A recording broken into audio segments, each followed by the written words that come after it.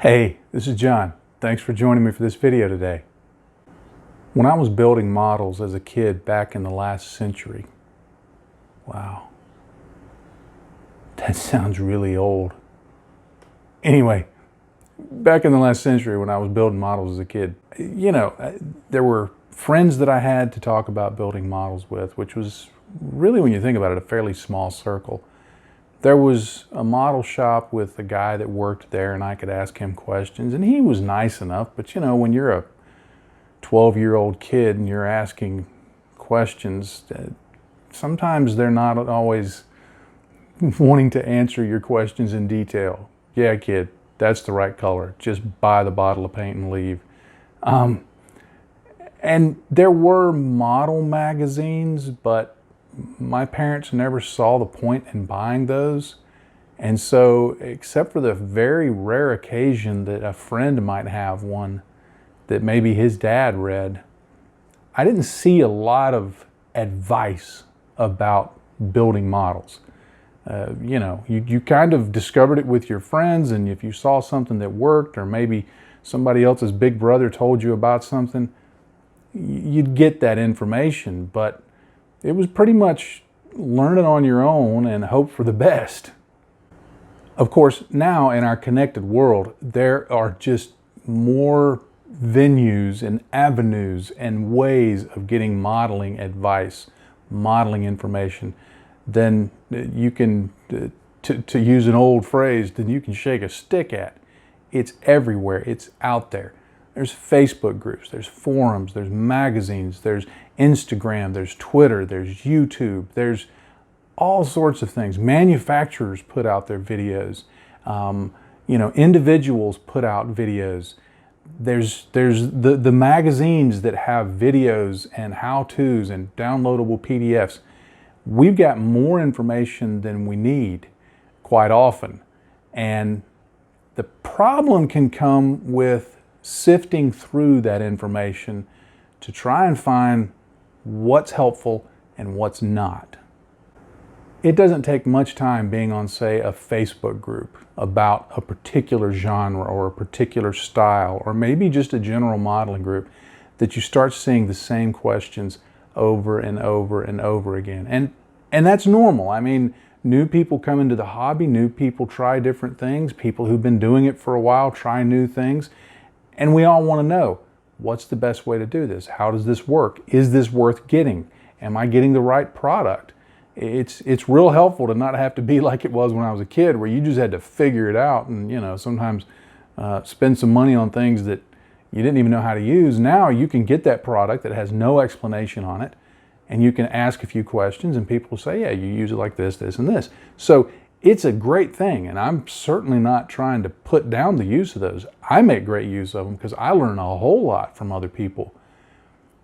But as we know, sometimes not everybody who's giving advice knows what they're talking about. And I include me in that group.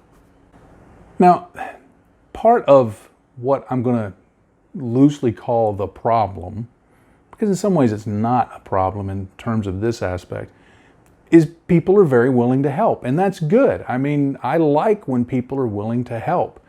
If you've got a flat tire, it's nice if there's several people stopping by and saying, hey, can I help you with that?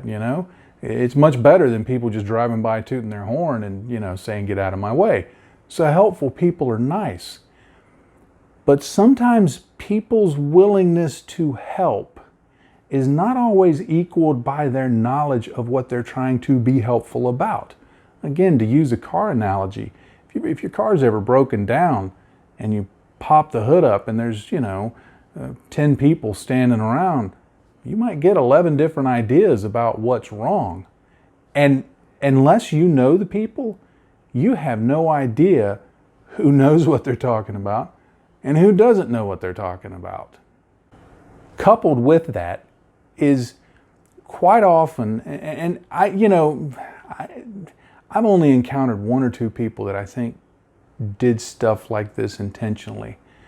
But quite often, what we think we know is not always accurate. We may have heard something, we may have thought we saw it demonstrated a certain way, but we didn't quite understand how it worked. Sometimes we can answer questions, we see people answer questions that they think they know what they're talking about, and they offer an honest answer, but quite often that answer is not backed up by actual knowledge of the subject. So that can be a factor at play quite often. One of the things that after I learned of it, I keep in my mind all the time, is something called the Dunning-Kruger effect. Now, you can read about it on Wikipedia. I've found this little chart that somebody put up, and they said, hey, it's free to use on whatever you want. So hopefully, if I remember to do it, it should be floating in front of me at this time. But the Dunning-Kruger effect is this idea that as someone learns something about something new, that there's this initial rush of excitement about knowing this new thing. And as they learn it, they think they know more about it than they do. And the curve goes up. I think I know all of this stuff. And then as they start learning more, they start recognizing that they don't actually know as much as they think they know. And there's kind of a drop in their perceived knowledge of it. And then as time goes by, they actually start learning more and more about it.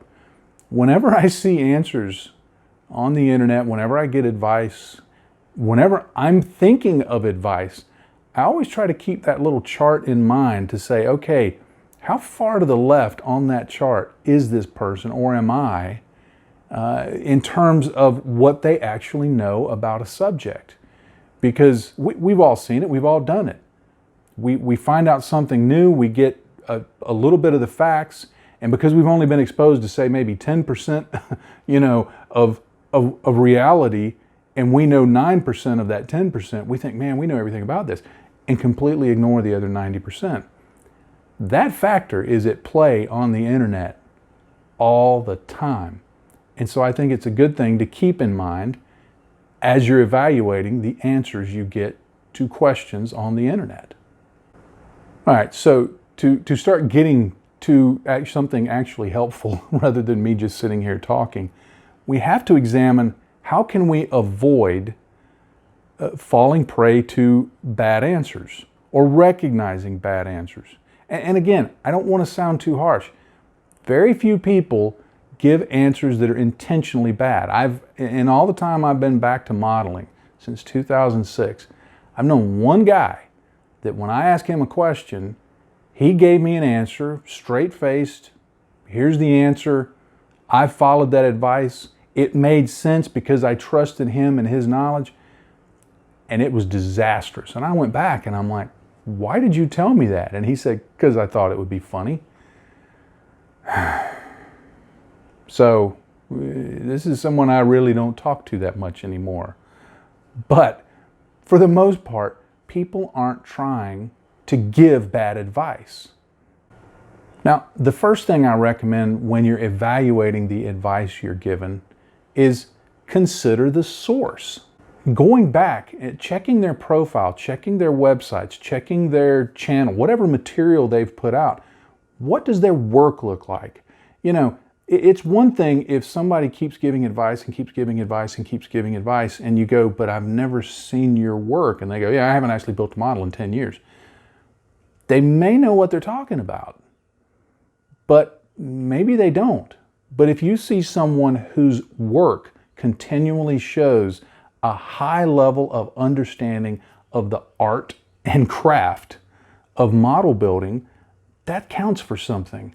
Look at the work they've done, the work they post, and see, does it muster up to what their advice says?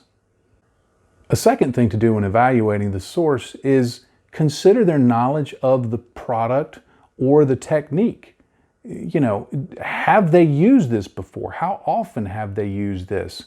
Do they apply it to all of their models? Have they done it to one of their models? Are they, sometimes manufacturers hire people And those people use the products continually, and they can come in and go, yeah, I know how to use this product, because not only did I have a body of work prior to being hired by the manufacturer, but the manufacturer saw my work and said, your work is good enough, we want to hire you to do that. That carries some weight, you know. And it's not to say that if somebody's used a product one time, their advice is not useful. You know, we all know sometimes the advice of, well, I used it one time and I can tell you a way not to do it because we learned the hard way, that can be valuable. But when you're looking for successful use of the product, gauging how often somebody uses it and how successfully they've used it or a technique is critical. A third thing to look at when evaluating the advice somebody else is giving you is, what do other people say about it?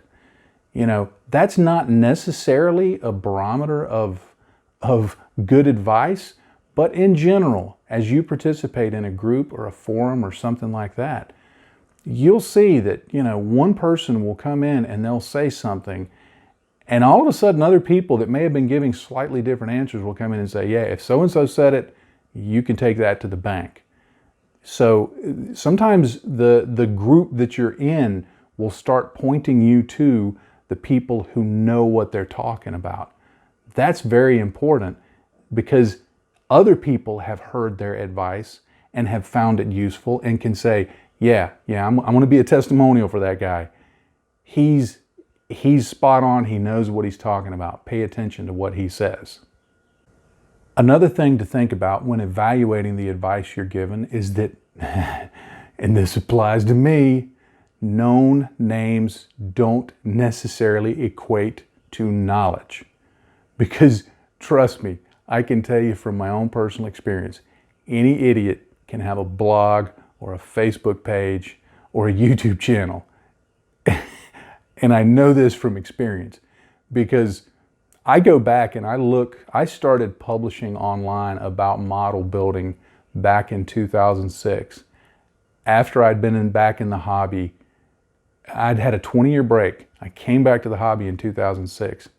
6 months later, I created a blog and was giving advice on how to build models.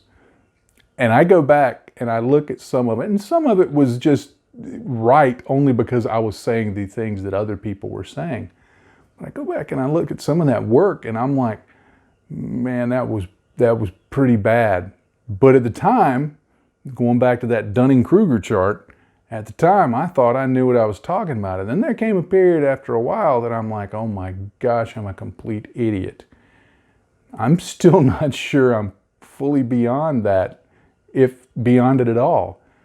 The point is, anybody can have a presence online nowadays. There's no modeling cabal that you have to go to in some secret dark room and they ask you some questions and they approve you for starting your own channel or starting your own blog or a Facebook page or something like that. You can look at your work and go, I think I'm an expert.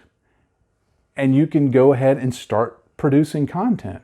Now, some people, they approach it from a standpoint of, hey, I'm not an expert. I'm just doing this for the first time, and I'm going to show you what I'm learning from that. And sometimes that can be as beneficial and even more relatable necessary than someone who has hundreds and hundreds of hours of building and working and using techniques. Because, you know, somebody recently asked me, they said, how long did that model take? They were looking at a particular model I built. They said, how long did it take you to build that? And I said, 14 years and 350 models. I wasn't trying to be a joker, but there's value in experience. But sometimes that experience, if someone is just starting in the hobby, can be a little intimidating. So when you hear somebody who says, I'm doing this for the first time and here's what I'm discovering, that can help you relate to the more experienced advice and kind of see where can I make these work for me. So someone having a social media or media presence is not a bad thing, but at the same time, it's not a guarantee that they're going to know what they're talking about or that their advice is going to be particularly helpful. Another thing that I think can be helpful when you're evaluating answers is just stop and consider the answer logically. Does it make sense? If you've ever heard the saying, does it pass the sniff test? That really applies here. And that can fall, I think, into three areas that you really need to look at. First, does it pass the make sense test? I mean, sometimes we hear an answer and we may be so willing to accept it because we think, okay, well, this person is in this group and I've seen their name a lot and they seem to provide a lot of answers, so it must be right. But we have to ask ourselves, does this just make logical sense? You have experiences in life that may not be from modeling, but just may be from doing other things. And you're able to apply that filter and go, he's giving me this answer in a modeling sense, but in this other sense, it just doesn't make sense. That doesn't necessarily mean it's wrong, but apply that filter to it and go, just does this make sense? Another thing that's really important is there a chemical logic to it? That's one of the questions that I see come up most often is, can you put this enamel over this acrylic, or this acrylic over this lacquer, or this lacquer over this or that or the other? Some of that is just going to come with experience. But when you just start thinking about the differences in those materials, let's look at water-based acrylics and lacquers. Lacquer stuff, whether it's lacquer thinner like we use in modeling or lacquer thinner like you get at the auto store, it'll strip paint off of anything.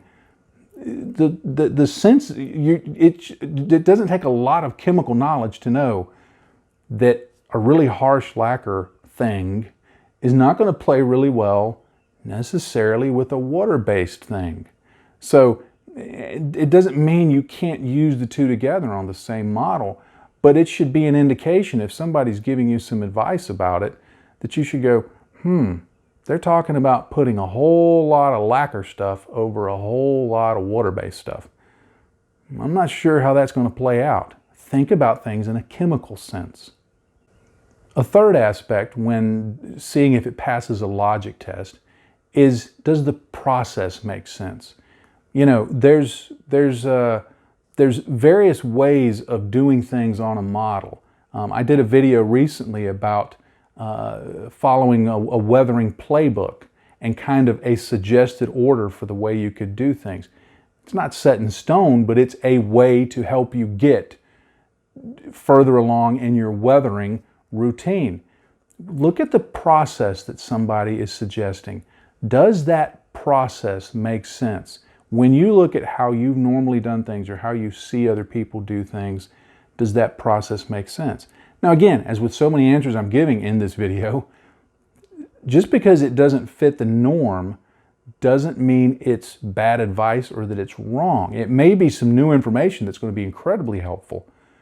But at the same time, if you are looking at it and it doesn't fit the processes that you're aware of, that should be a point to make you go, okay, let me examine this further before I either accept this information or rule it out. Another factor to consider is what do other people say about it. Now, again, this doesn't necessarily mean that it's right or wrong, because I've seen instances where a lot of people would be saying the same thing and I might know, or someone would come along with some additional information that would basically mean the majority was wrong and that one lone voice was right. So just because everybody's saying it doesn't mean it's right. And just because everybody's saying it doesn't mean it's wrong, but it's a filter to put it through. Now, if you ask a question, just a real basic question. I have some lacquer-based paints. Can I thin them with water? If it's just all one-word answers, no, you can't do that. The majority is probably going to be right in some of those cases. But sometimes in this hobby, there are commonly held beliefs that, people are wrong about for the longest time. On many of the forums that I used to be on when I was building aircraft, people would ask, what should I use to glue canopies onto my models? And people would give various answers about white glue and about this kind of glue and about that kind of glue. And I remember quite often people said, don't use modeling cement because it'll fog them up. Well, I got tired of my canopies getting knocked off my models because I was using white glue and other kind of products like that. And one time I said, well, what does happen if I very carefully touch some Tamiya extra thin cement to the join of the canopy and just let the capillary action pull it around? Can I glue it on? So I had an extra canopy for a model. I tried it, and doggone it if it didn't work. And for a while after that, I would say, when somebody said, what do you use to glue your canopies on? I would say, Tamiya extra thin cement, and then I would explain how I did it. And people would go, oh, no, you're going to get fogging on your canopies. And I would just show photos. Okay, here's 27 aircraft I've built that I've done this on, and none have fogging. And after a while, people started going, I didn't know that. I'm not saying I discovered it. I know I didn't discover it, because as soon as I pointed out that I used Tamiya extra thin cement, there were like 5 or 6 other people that just suddenly popped up and said, yeah, I do the same thing.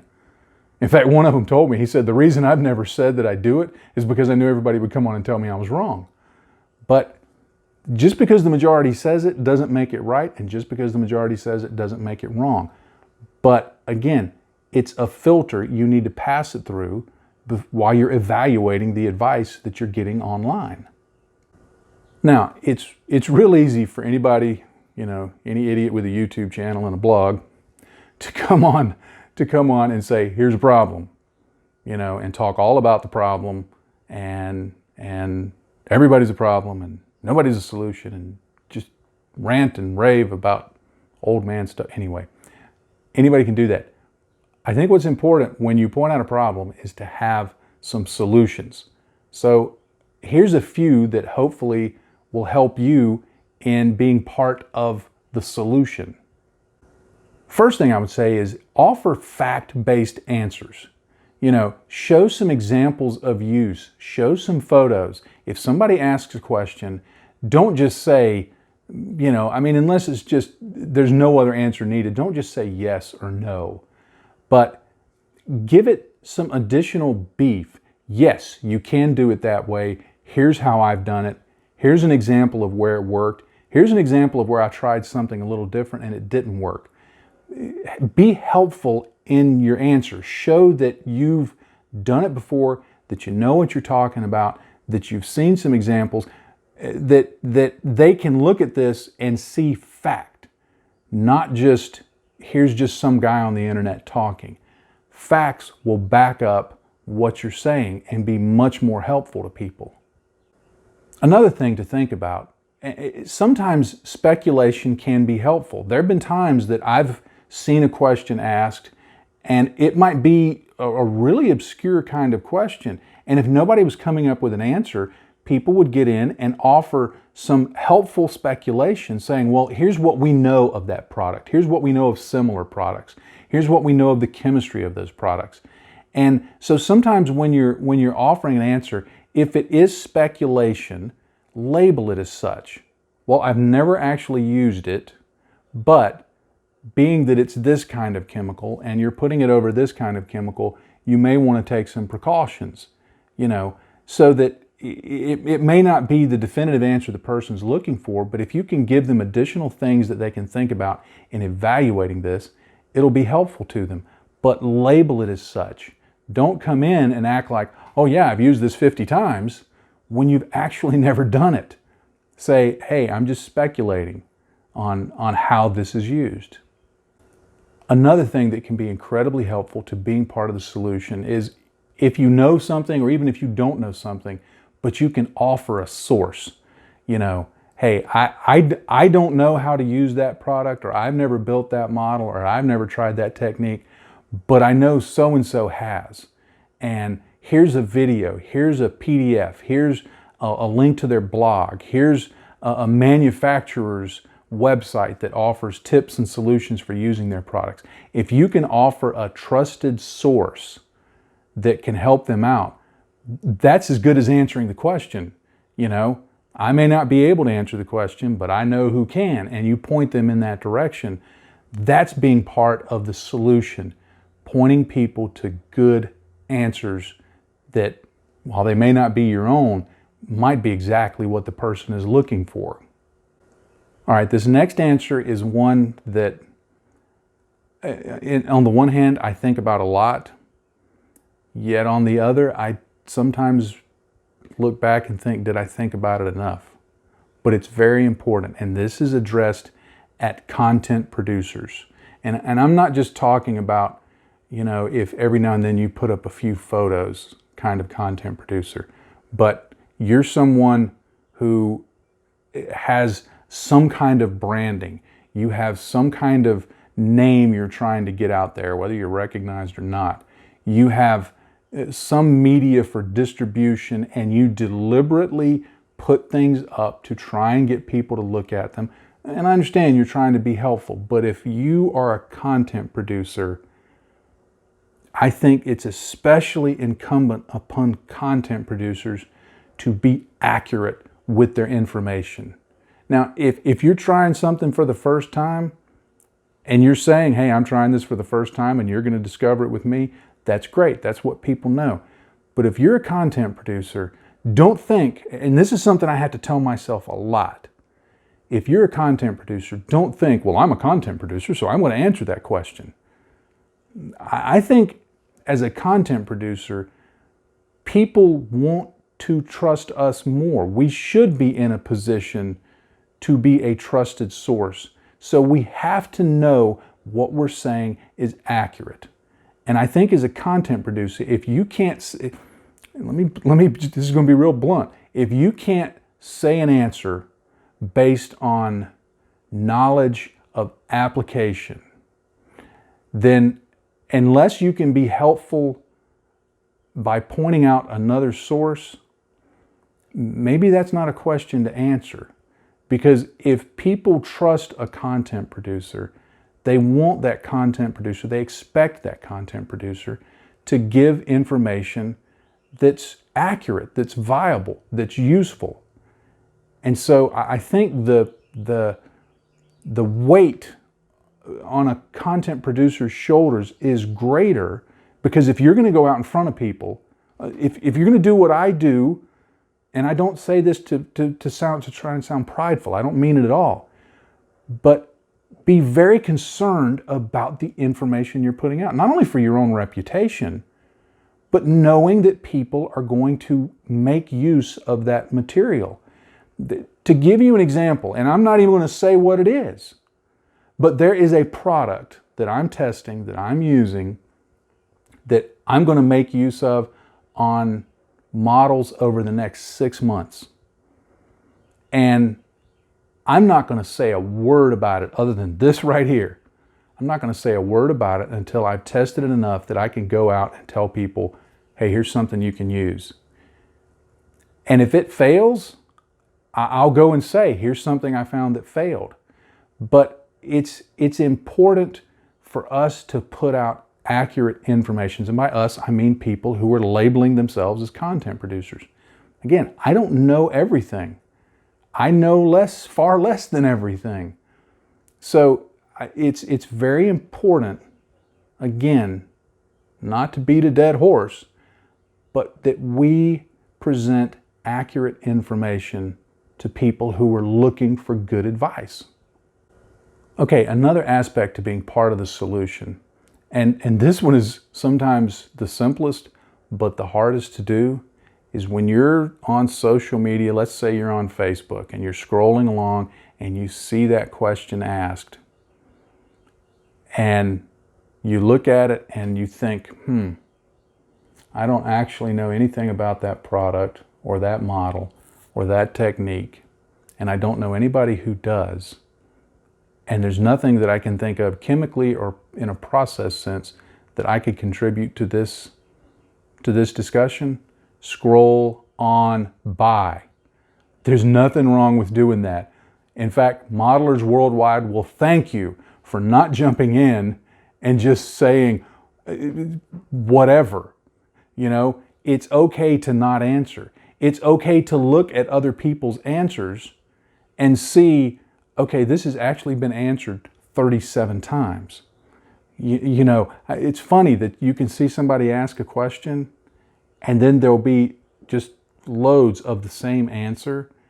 And I really have to ask myself, why would you answer what everybody else has answered if your answer agrees with everybody else?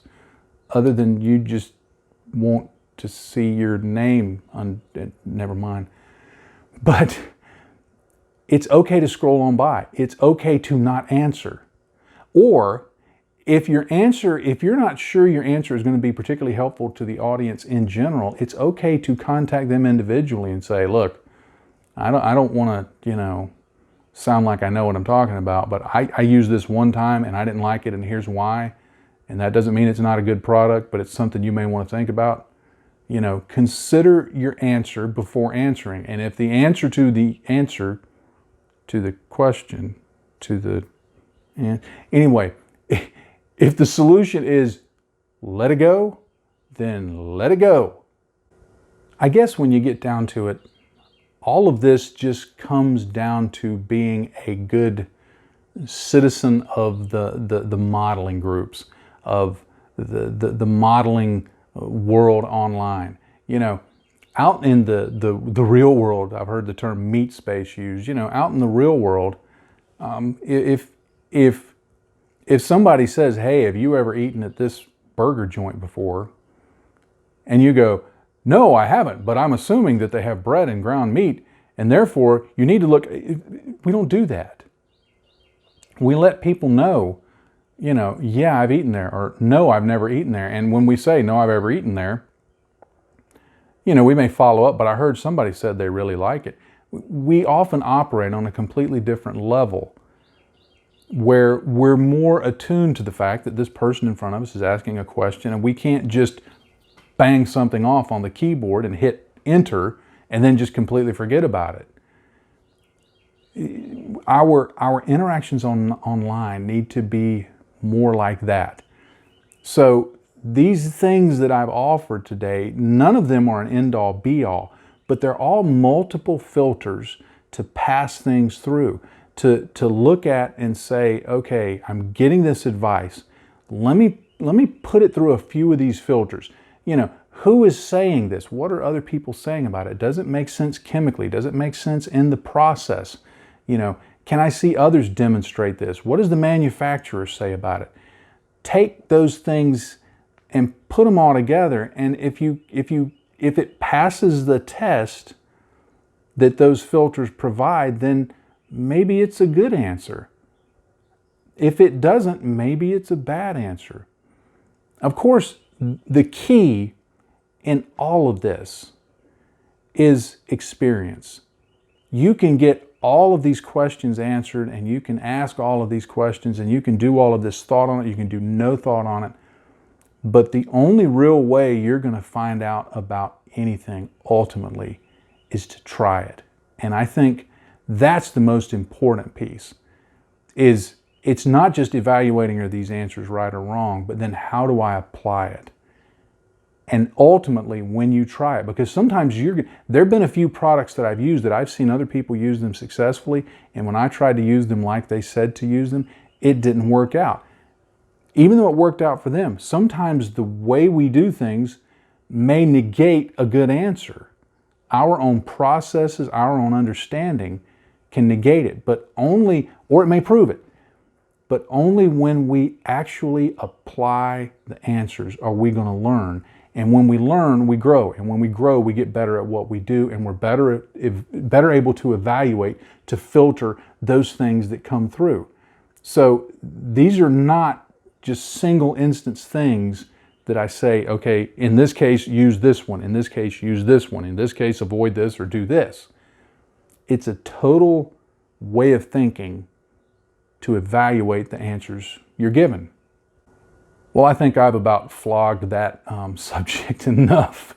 So if you're still watching at this point, thank you very much. I appreciate it. Thank you for watching any of my videos. I'm grateful for it. I'm trying to grow the channel. And so when I see the numbers, when I see the comments, when I see new subscribes, trust me, I'm grateful for every single one of them. And thank you for doing that. And speaking of subscribes, if you're watching this and you haven't subscribed to this channel, there should be an icon down over here, I think is the direction it should be. Go ahead and click that little subscribe icon, and then there's a little bell next to it. Click that so you'll know when I have new videos come out. Right now I'm able to do about 2 videos a week. Who knows, that may change in the future, but right now I'm trying to put them out at a fairly good pace. So there's always something new, and maybe if it's not something you like this week, next week there may be something you really like. So hit that little bell icon so you'll know. There's also links down below here to the social media that I'm on and to my blog. And so if you want to connect with me in those ways, please do so. In fact, I love hearing back from people. Not just from yeah, there's an ego thing to it. Sure there is. Nobody would be doing this if they didn't have a little bit of an ego stake in it. But I just like hearing back from people, to hear experiences of how something has worked for them, what's not worked, what they do. I get great ideas from people in those areas. And just hearing from people all over the world, it's just fun. The kid in me likes hearing from people. So please leave a comment, go to the website, drop me a line there through the Contact Us form, connect with me on Facebook or on Instagram or Twitter, however you want to. I would love to hear from you. There's also a link below to Patreon. I do have a Patreon account. I would be most grateful if you would go check that out, look at what's offered there, and consider supporting me on Patreon. It's what makes what I do possible. We couldn't afford for me to model at the pace that I do, with the materials that I use and buying the kits that I do and all of those other things, if it wasn't for Patreon. I'd have to scale back what I do quite a bit. We just don't have the budget to support it. So if you would consider doing that, I would be most grateful. And if you're already a Patreon supporter, thank you so much for that. It is a blessing to my family and I. I'm grateful for it, and I can tell you in all truthfulness, my family is grateful for it. So thank you for doing that. Thank you for stepping alongside of me and saying, yeah, we want to support what you do. That means a lot to me, and I hope you're enjoying the benefits that you're getting by being a Patreon supporter. Well, thanks again for watching this video, and as always, I'd like to leave you with one final piece of advice. In this hobby, if you're not having fun, you're doing it wrong. Happy day to you, friends. Bye-bye.